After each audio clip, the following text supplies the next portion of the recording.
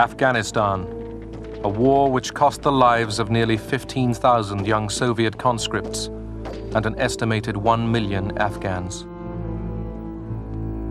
It was the Soviet Union's Vietnam syndrome, so to speak. It was impossible for a great superpower to run away from this wild country.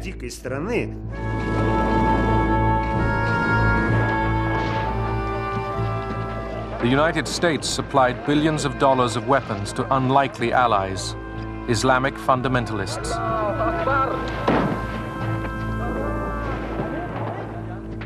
It is entirely true that this was a war that was fought with our gold, but with their blood.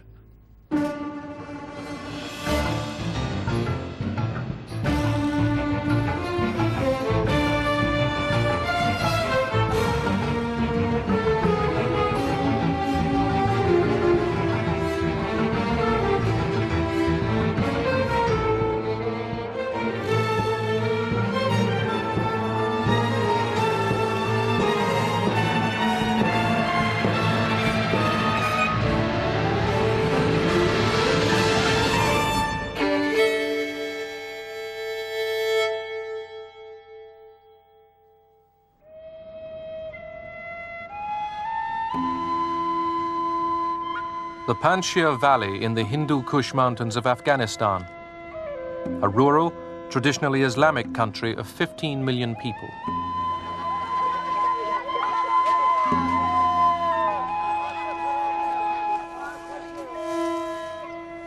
Foreign nations had tried to conquer it for centuries. None succeeded.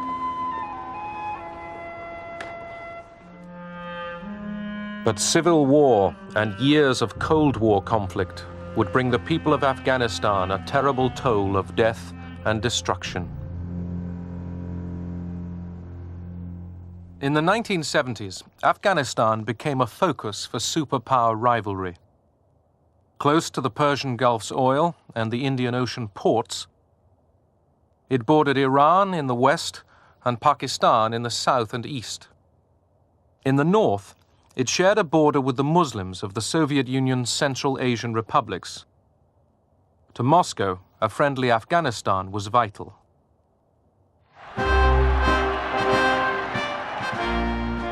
Kabul, Afghanistan, April 1978. A military coup brings a left-wing regime to power. Soviet cameras portray it as a romantic, popular revolution. Crowds were organized to celebrate the change of power.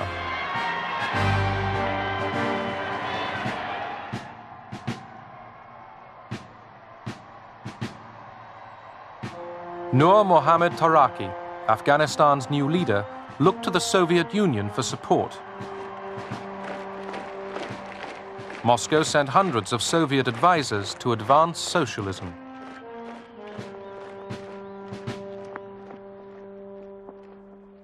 The vast majority of Afghan people had no jobs. Afghanistan was an agricultural country. We thought it was best to introduce land reforms and give land to the landless.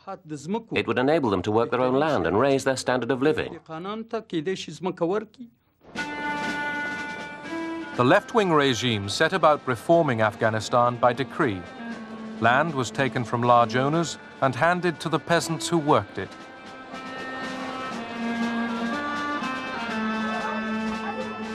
Women were encouraged to stop wearing veils and were put into literacy classes alongside men.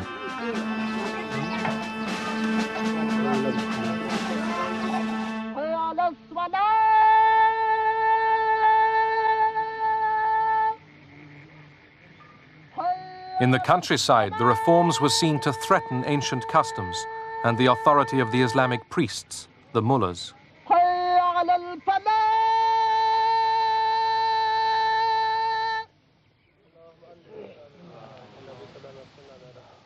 The communists were trying to change the law of God.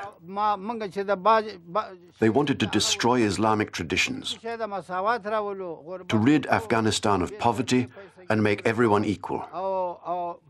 This is against the law of Islam. God has decided who is rich and who is poor. It can't be changed by communists. It's beyond imagination.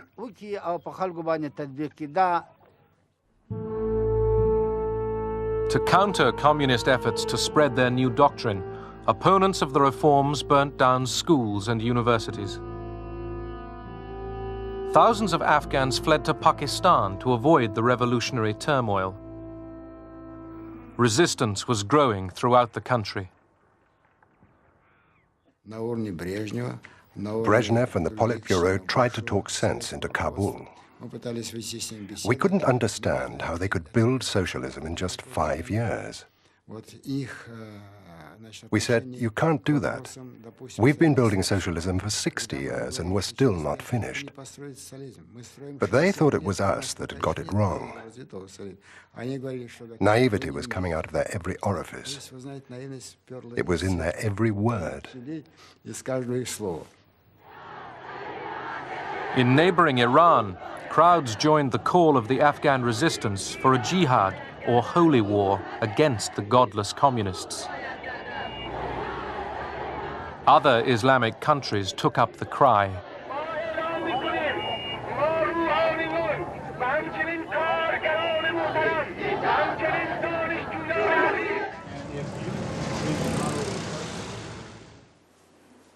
In Washington, National Security Advisor Zbigniew Brzezinski was convinced the left-wing regime in Afghanistan was a major threat. Yeah, and that will deal first with Iran, then with Afghanistan and the regional implications. Brzezinski told President Carter that Moscow might use the Afghan crisis to move south and seize the oil of the Persian Gulf. Well, I have essentially 4 items I'd like to quickly review.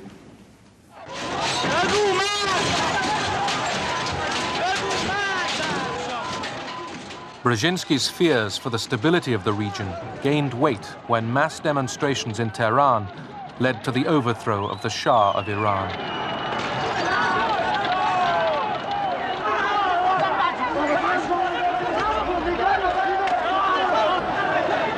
The Shah's fall lost America its most important ally in the region. We are faced with the possibility that one way or another, before too long, we may have either a hostile Iran on the northern shore of the Persian Gulf facing us, or we might even have the Soviets there.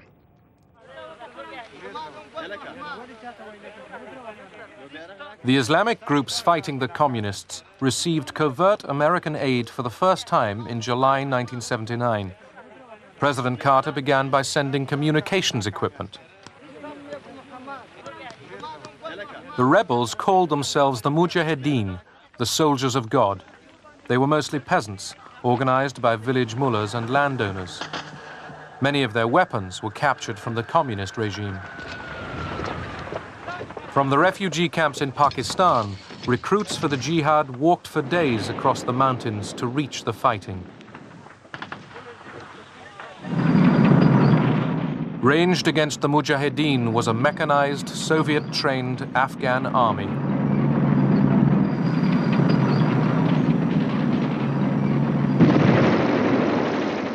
Soviet film depicted a highly motivated fighting force. In fact, each month, thousands of soldiers deserted. Kabul pleaded with Moscow to send Soviet troops.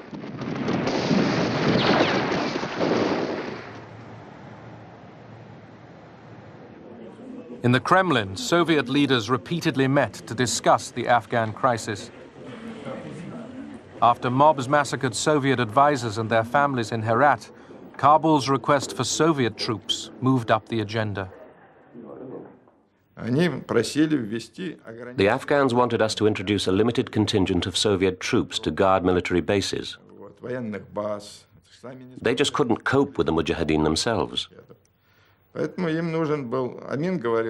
At first they spoke about a battalion, then about a brigade. They kept insisting and pushing for Soviet troops, but we kept refusing and refusing and refusing. President Taraki had an apparently devoted prime minister, Hafizullah Amin. Armin was the regime's strongman. In spite of the unrest, he was determined to drive on with the reforms. Armin launched a campaign of terror. He had opponents arrested and shot. I said to Armin that his policies were too harsh, that they were turning the Muslim population against him, like the land reforms which did not take into account Afghan traditions. But he used to reply, "Did Stalin make the revolution in white gloves?"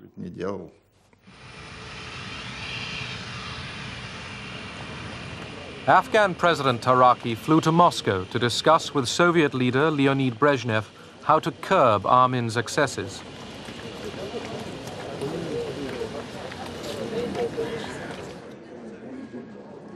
They decided to oust him, hoping the Kabul government could get popular support by slowing the reforms and ending the terror.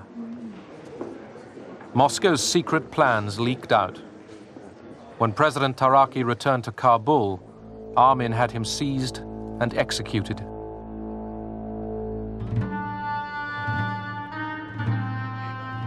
Armin realized the Soviets wanted him out. He began to seek better ties with the West. The KGB even imagined Armin might be a CIA agent. Andropov, the head of the KGB, became very concerned about Armin flirting with the Americans. Andropov felt that if we didn't introduce Soviet troops, Armin would claim that Moscow hadn't fulfilled its obligations. He would then turn to the Americans for help, and they would put their own troops in.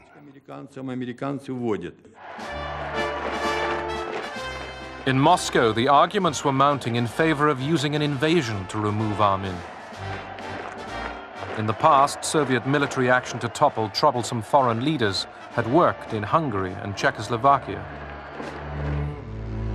In Europe, the nuclear arms race was gathering speed. NATO wanted to counter the Soviet Union's mobile missiles. On December the 12th, 1979, the West announced it would deploy hundreds of cruise missiles in response. Moscow now felt it had little to lose internationally by intervening in Afghanistan with troops. That evening, the Politburo held an emergency meeting.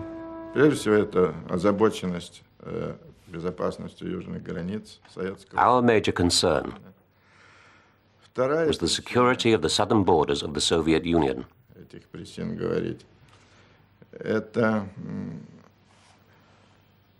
We also feared the spread of Islamic fundamentalism into Afghanistan from Iran. I said that military intervention in Afghanistan would be very difficult for our army. It would not necessarily lead to success. One only has to consider the conditions in Afghanistan, its geography, its history, and especially the independent nature of the Afghans.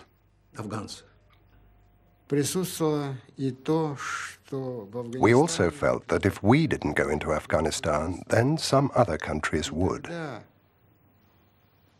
The intervention of these states could destabilize the situation on the Soviet-Afghan border and in the region as a whole. The Politburo took its fateful decision.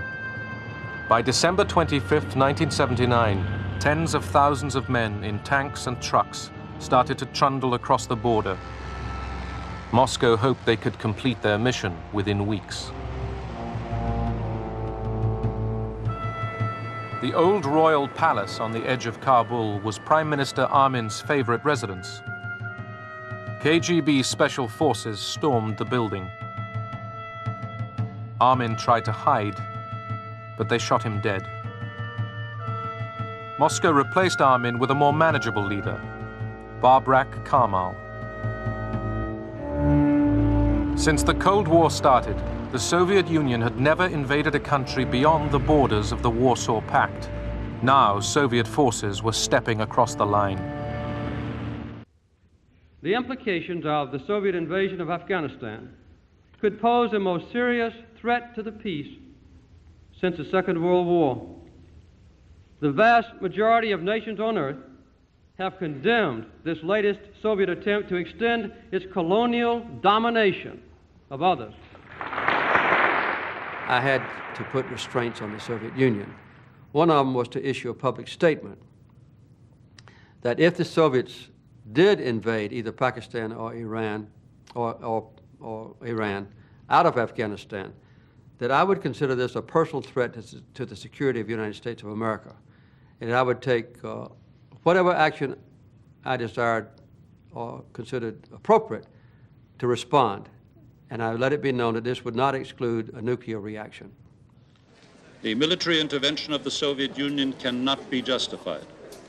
There can be no question of any country other than the Soviet Union having interfered in Afghanistan's internal affairs. At the United Nations, the Soviet invasion was widely condemned. President Carter blocked grain deliveries to the Soviet Union, launched a boycott of the Olympic Games in Moscow, and stepped up US spending on arms. Détente was over.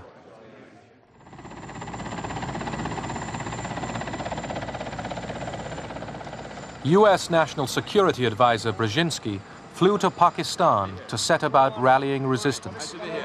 He wanted to arm the Mujahideen without revealing America's role. On the Afghan border near the Khyber Pass, he urged the soldiers of God to redouble their efforts. We know of their deep belief in God, and we are confident that their struggle will succeed. You know, that land over there is yours. You'll go back to it one day because your fight will prevail and you'll have your homes and your mosques back again because your cause is right and God is on your side.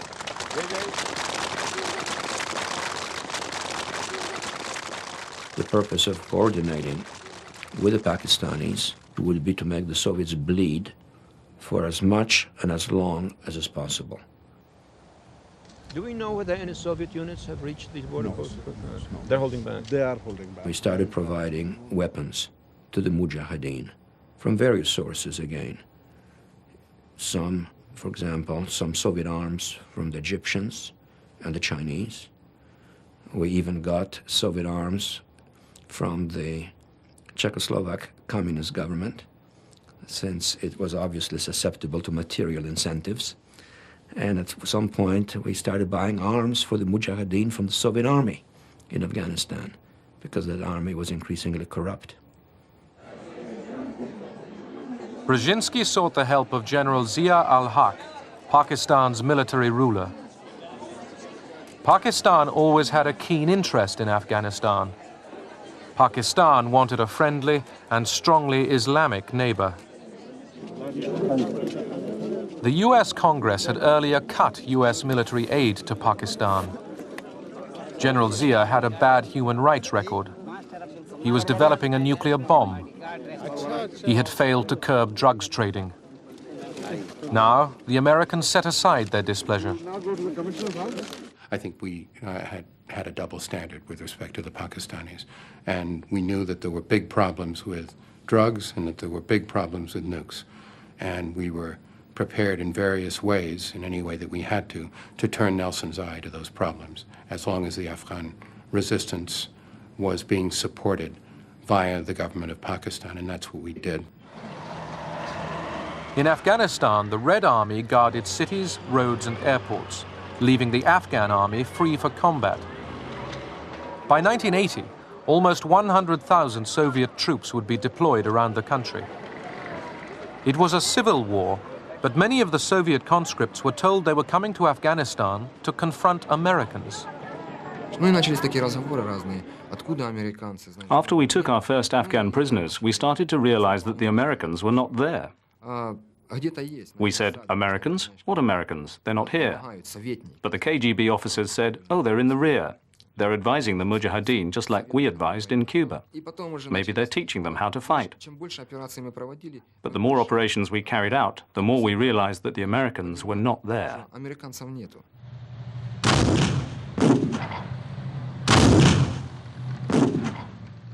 Against their wishes, the Soviets were soon sucked into combat. They started with textbook sweep offensives, devised to defeat NATO in Europe and Chinese troops on the plains of Manchuria. In mountainous terrain against guerrilla fighters, their approach was a disaster. Well, I would say 99% of all the battles that we fought in Afghanistan were won by the Soviet side. But the problem is that the next morning, we had the same old situation as if there was no battle.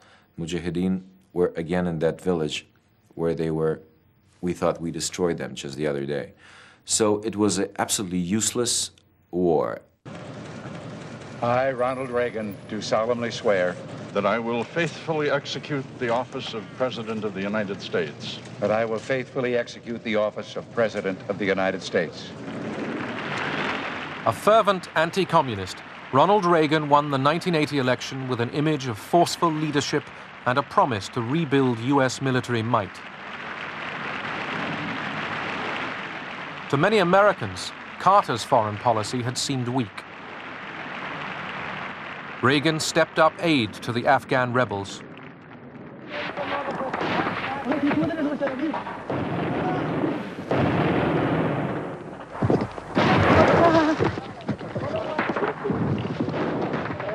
The Mujahideen were made up of numerous factions. They were split on tribal and ethnic lines.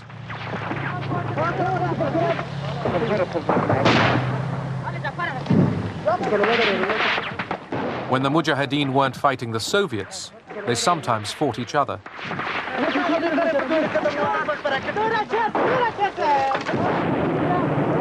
Allahu Akbar!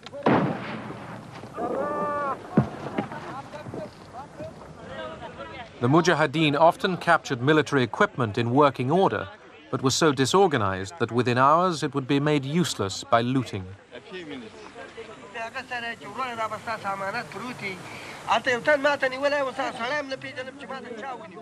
I made the comment that gratitude in the Afghan dictionary is going to be found somewhere after gimme and gotcha.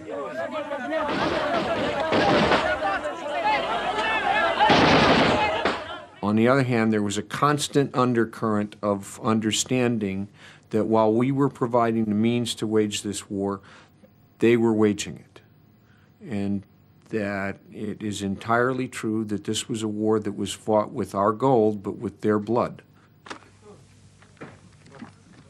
The Reagan administration increased its covert military supplies to the Mujahideen. Money and arms were channeled through camps in Pakistan.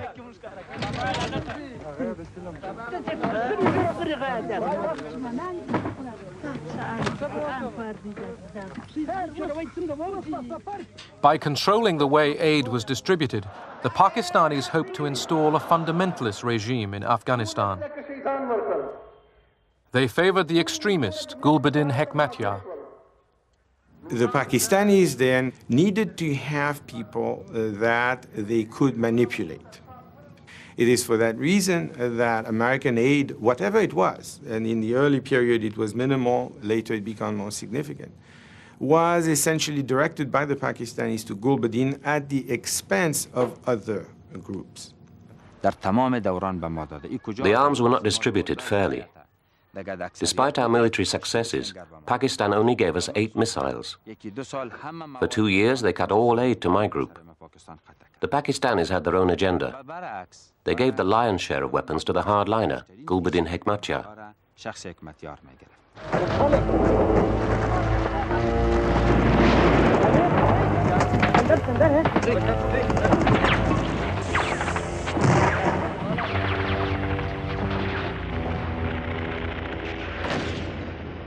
Inside Afghanistan, the ferocity of the civil war increased.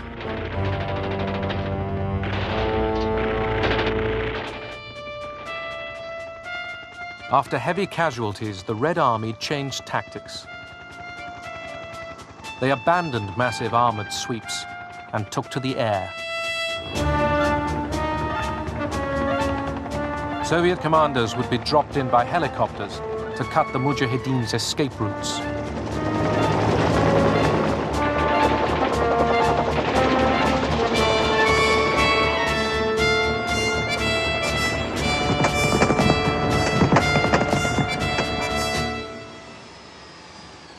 While more weapons poured into Afghanistan, the United Nations sought a diplomatic solution.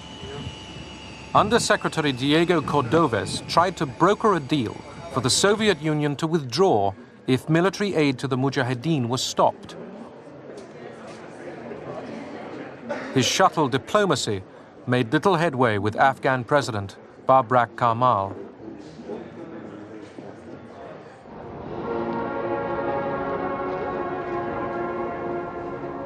Moscow, November 1982. After 18 years in power, Brezhnev is dead.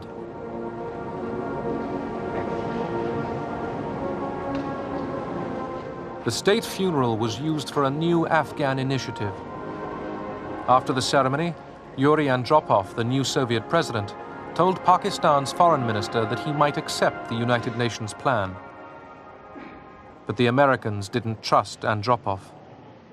We never considered that the Soviets would actually back out of Afghanistan and negotiate their way out. It didn't seem a credible thing for them to do because we didn't think that they were at all disposed to do that. So naturally, when we talked with the Pakistanis, we pressed them always to continue the pressure. The Bible tells us there will be a time for peace. But so far this century, mankind has failed to find it. In these times when the United States and Pakistan were not ready for a deal with Moscow. For Washington, the UN's peace plan was a sideshow. The peace-loving nations of the world must condemn aggression. Throughout Afghanistan, Soviet aircraft were now bombing indiscriminately.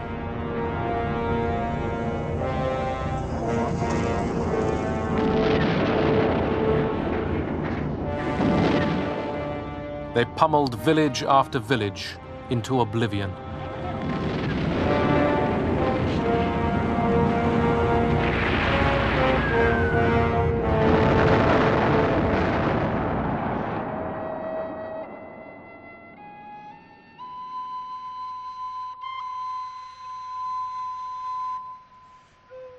In a typical attack on April the 8th, 1985, the villages of Kutz and Mindrawar on the Kabul-Jalalabad highway were bombed, then overrun by Soviet troops. The Soviets destroyed the whole village. It's impossible to count how many they killed. The men were dragged out of their houses and sent off to the Afghan army. Those who refused were taken aside and gunned down, butchered. The Russians took 14 of us and made us stand in a line near this wall. 2 Russian soldiers stood in front of us with machine guns. We began reciting the Holy Kalima from the Holy Quran because we knew we were about to die. They machine-gunned every one of us. I fell. There was a pile of bodies all on top of me. The bullets missed me. The soldiers searched us and took our money. They moved me, but I just pretended to be dead. The rockets were falling all around us like leaves off a tree. My daughter's head was smashed open. Her brains were hanging from a branch. I lost everything. My cousins, my nephews, everybody was killed. My wife, my 4 children.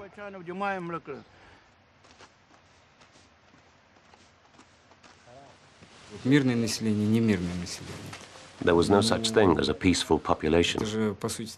They were all guerrilla fighters. I remember how we once rounded up all the women and children, poured kerosene over them and set fire to them. Yes, it was cruel. Yes, we did it. But those kids were torturing our wounded soldiers with knives.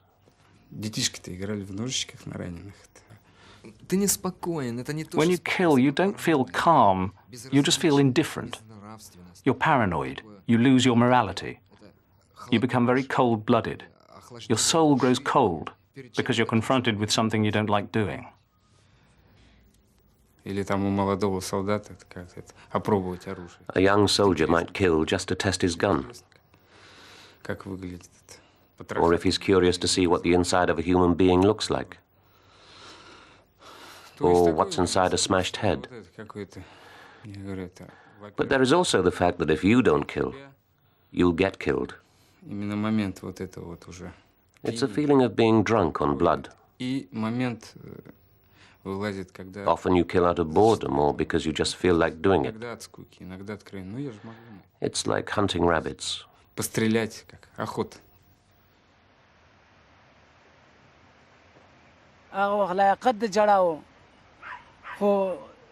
We have cried so much that we can no longer cry.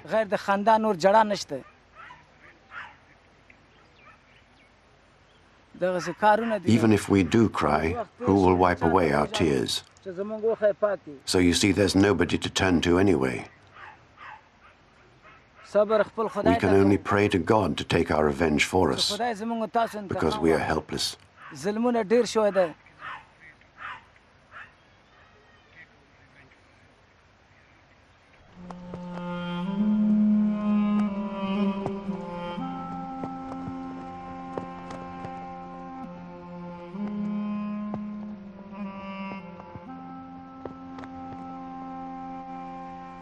Thousands of civilians were killed in similar Soviet atrocities throughout Afghanistan.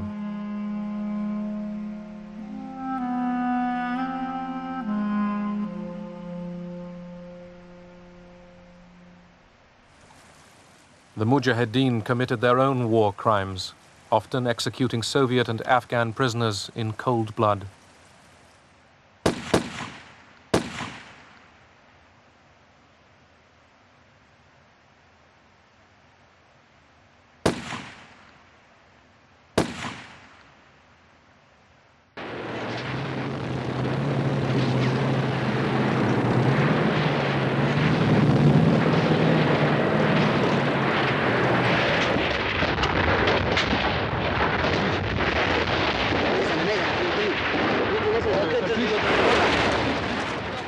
With increasing ruthlessness and daring, the Mujahideen attacked Soviet convoys, the lifeline bringing oil and weapons to the Red Army.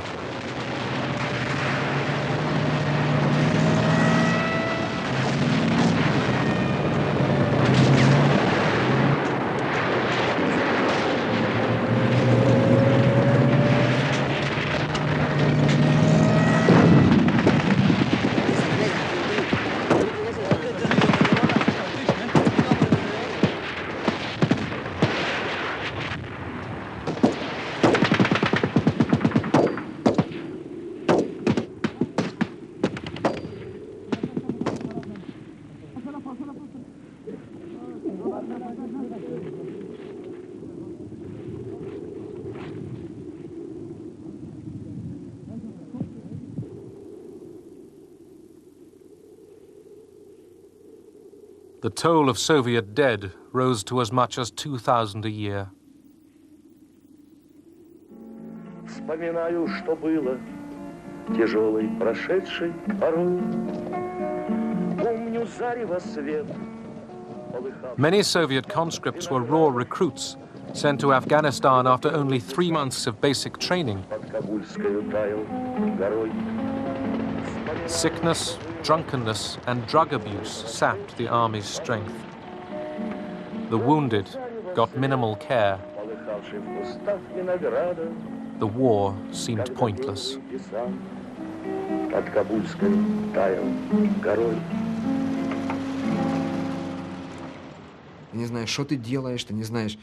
You don't know what you're doing. You don't know what's going to happen tomorrow. Perhaps you're going to die. And for the sake of what? For the sake of a system that lies to you? For the sake of a system that turned my father and all our parents into alcoholics? You know, it's so bad, you know, like... You suddenly realize that you've been brought up in a system which only creates evil. You just want to escape from it, but you don't know where to run. You've only got one hope.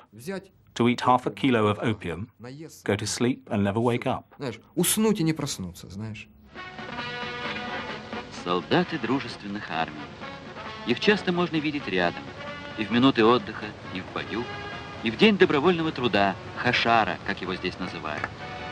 Мы побывали на одном из таких дней, когда воины участвовали в строительстве новых корпусов детского дома Ватан, Родина. Ибо советский воин не только защитник, но и созидатель. Немало народно-хозяйственных объектов Демократической Республики Афганистан было сооружено. The propaganda was repeated daily in the Soviet press.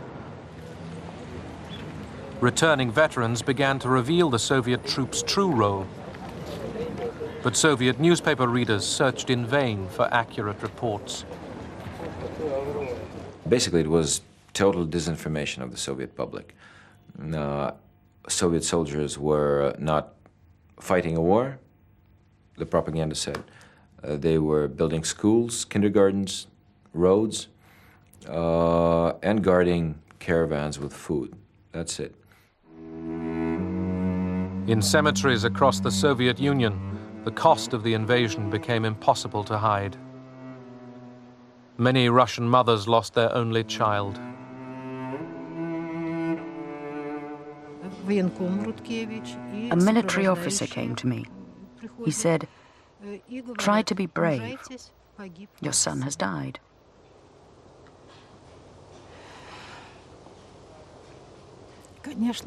I couldn't believe it. No. I'd only received a letter from him the day before.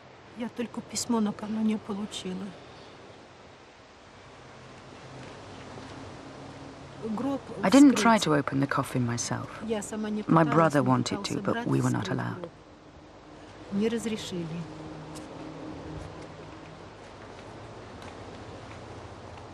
The funeral was very quick. They buried him, and that was it. It's very hard.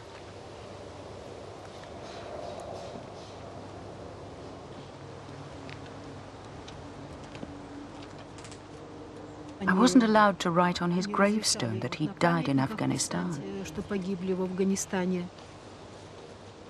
I could only write in small letters at the bottom that he'd died while fulfilling his internationalist duty.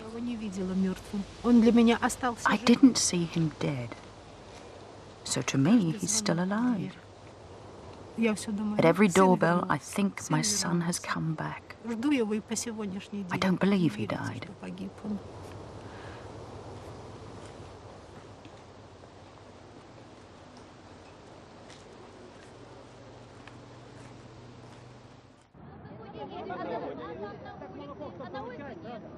In March 1985, an energetic new leader took power in the Kremlin.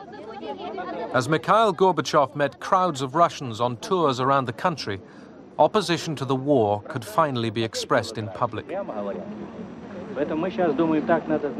Thousands of protest letters poured into Gorbachev's office each week.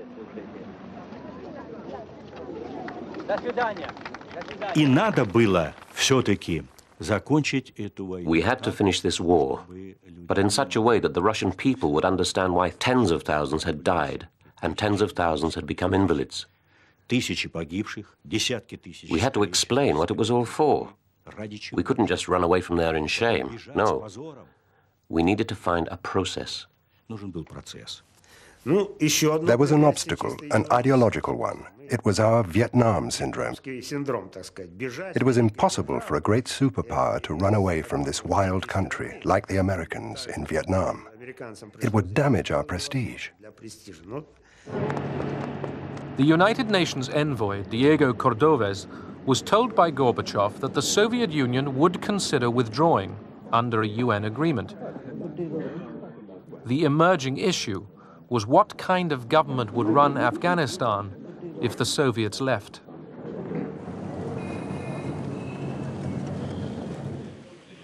Hoping the US and Pakistan would accept a coalition friendly to Moscow, Gorbachev chose a new Afghan leader, Mohammad Najibullah. Gorbachev instructed Najibullah to offer talks with the Mujahideen about forming an Afghan government of national reconciliation.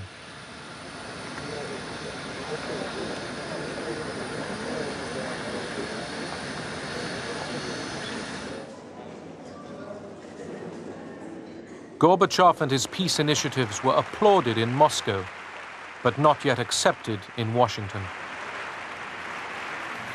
He was KGB, and he was all of the old school, and he had some very dubious associations and all the rest. He was trying to persuade the old-line communists that he was with them, and he would appoint them to various positions, and he would not make major changes in the economy or in the economic policies or in the military policies. On return from his first summit with Gorbachev, Reagan sensed Moscow wanted a deal to get out of Afghanistan. But American hardliners wanted revenge for Vietnam. Pressed by Congress, Reagan urged the Mujahideen to go for victory. It wasn't until really between about 83 to 85 that the forces in Washington who asked the question, well, maybe we can win this. Let's not put in $100 million a year worth of weapons. Let's put in $1 billion a year worth of weapons. To combat Soviet air supremacy, the United States decided to try out its latest missile, the Stinger.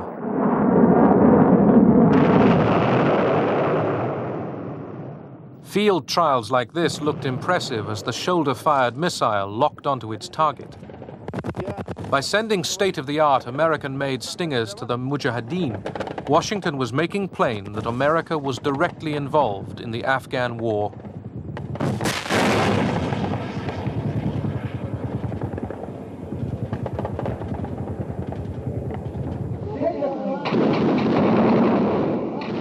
Spurred on by the increased American aid, the Mujahideen opposed a UN-brokered peace agreement that would enable the withdrawal of Soviet troops, but leave the Kabul regime in place.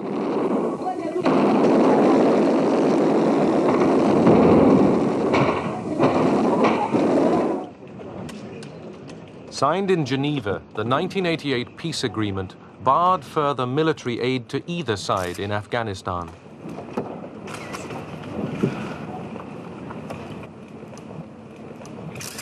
Both superpowers ignored the ban. The supply of weapons went on. The Geneva Accords did not bring peace.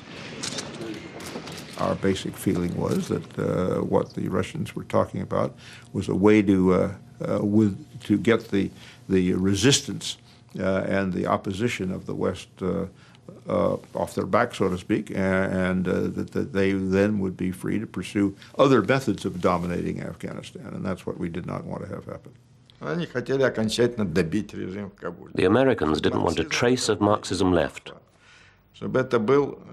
They wanted to install an anti-Soviet puppet regime they could control. The bleeders, or the hawks, finally won. Our reason was very simple. If you carry on giving aid, we'll carry on giving aid. In 1988, under the terms of the Geneva Agreement, Soviet troops started pulling out. But instead of peace, Afghanistan was to endure more years of bloodshed.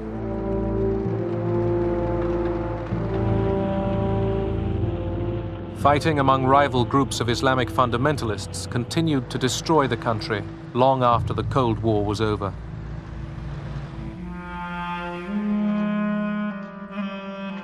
Since 1979, 5 million Afghans were wounded or forced to flee their homes.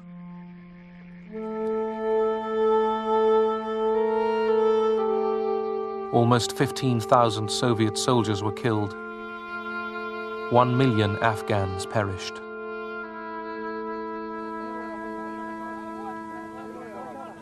I haven't had a bad night.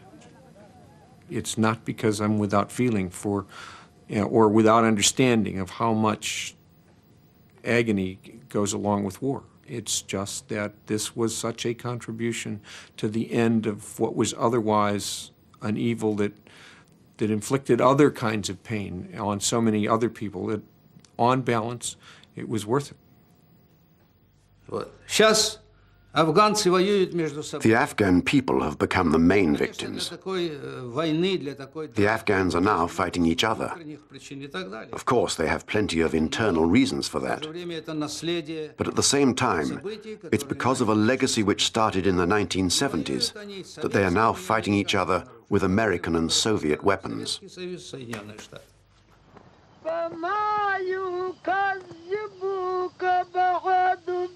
Be